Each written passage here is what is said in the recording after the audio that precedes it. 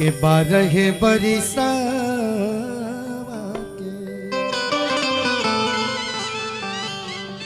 भाई थोड़ा सा के 12 बरिसा के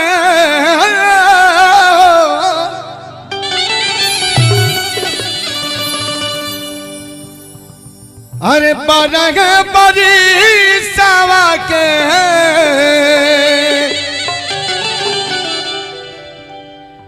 के बारी मोर मरिया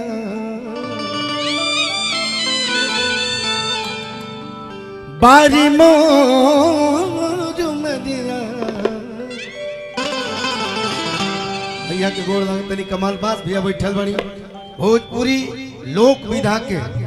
मास्टर आदमी सीख के गौया बन गए रंजता एक आगा बतलावा सर और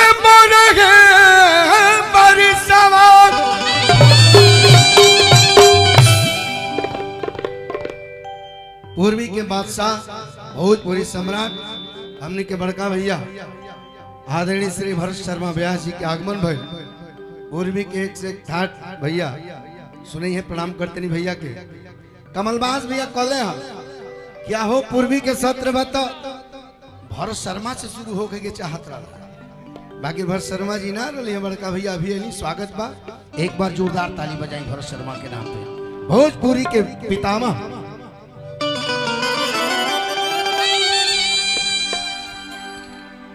के 12 बरिसा के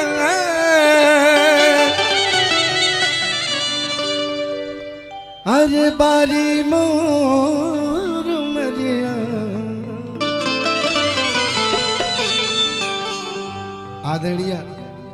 सरिता बधू जी बारी प्रणाम करते मॉरिशस के धरती से चल के ए हिंदुस्तान के धरती पर भोजपुरी के बल देवे खातिर आप जो नाई बड़ी अच्छा लगे के बारी मोर मरिया अरे बल मांगला हो देखी महेंद्र मिश्र जी के पूर्वी के विधा के गौया भोजपुरी गौया तो गईबे करे बाकी जन हो नर्तकी बाड़ी जागो विशेष बड़ी जीवंत रखले बा लोग आज कैसे बाबा भाई बाबा अरे बल मामा बल मामा बल मामा के ताकबर बल मामा के ताकबर बल मामा के कबनवा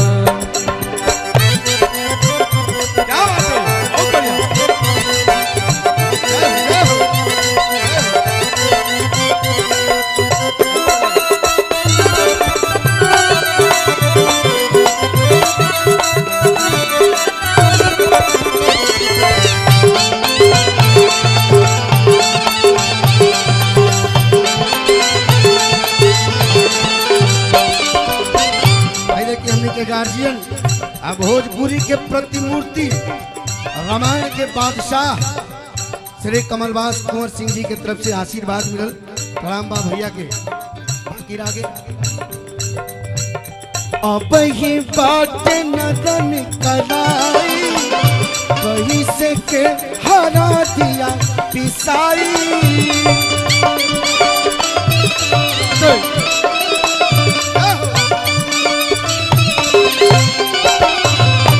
अब ये बात नदन कराई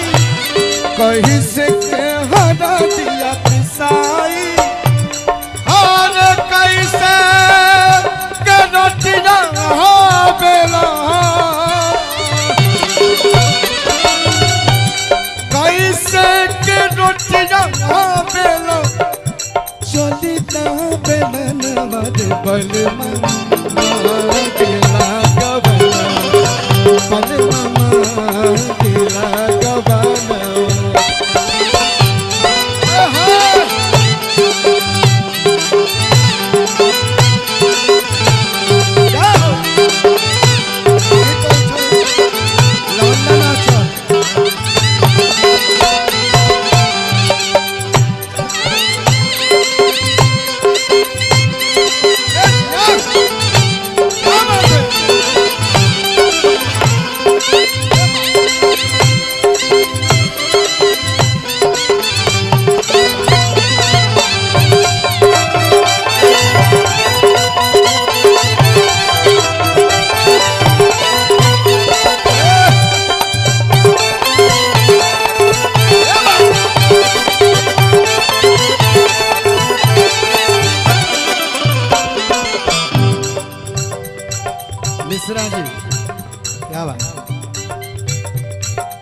स्वागत अभिनंदन इतना मान सम्मान रुआ से दिल्ली हमनी के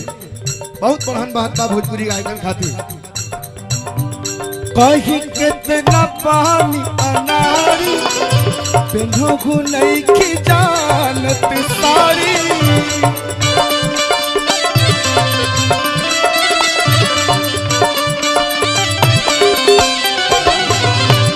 कहीं कितना पानी अनारी पिन्हो गुनई की जानत सारी और कैसे चुनी आई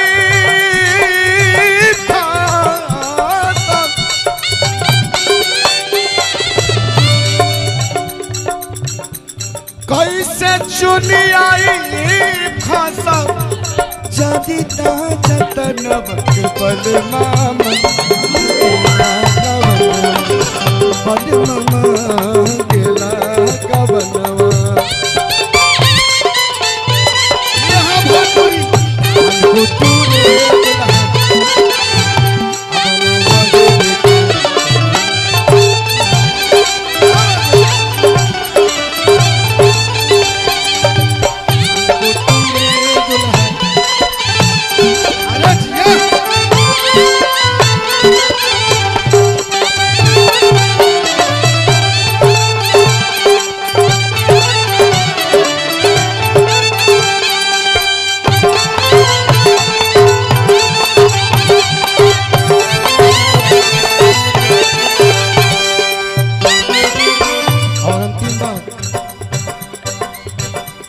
बुझले तो पार न बतिया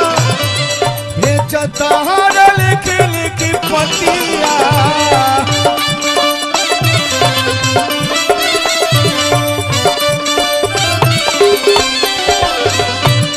बुझले तो पार न बतिया भेजता हर लिख लिख पतिया और दिनवा दरवा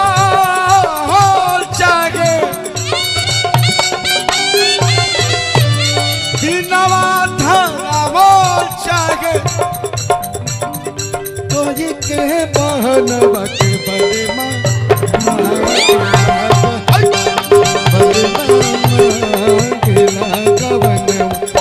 बल माँ के दागवन बचाऊ